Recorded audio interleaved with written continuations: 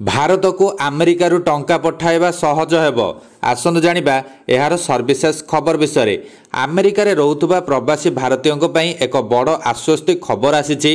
One big beautiful bill act रो नूतन draft रे रेमिटेंस टैक्स को 3.5 शतकड़ारू 1 शतकड़ा को ह्रास करा जायछि।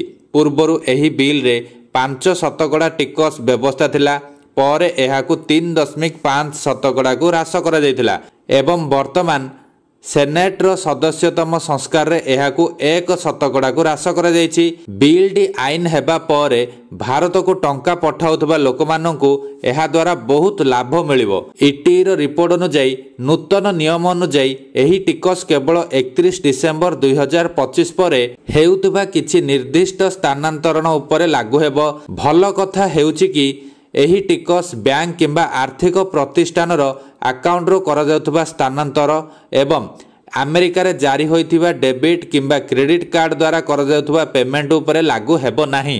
अर्थात अधिकांश दैनिक रेमिटेंस एवं टिकस परिसर बाहर रहिबो। नूतन बिल अणाजिबार खबर अमेरिका रे रहुतबा भारतीय माननकु चिंतित कर दैथिला, कारण सेमानक परिवार को सहाय्य करिबा किंबा निवेश पई भारत को टंका पठाइबा एक साधारण कथा।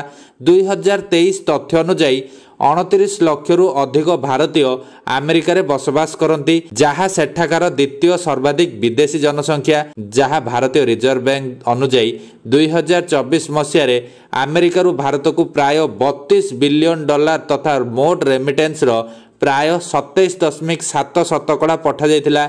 एपरी परिस्थिति रे टिकस वृद्धि जोगु प्रवासी भारतीय माने क्षतिग्रस्त हेबार आशंका थिला।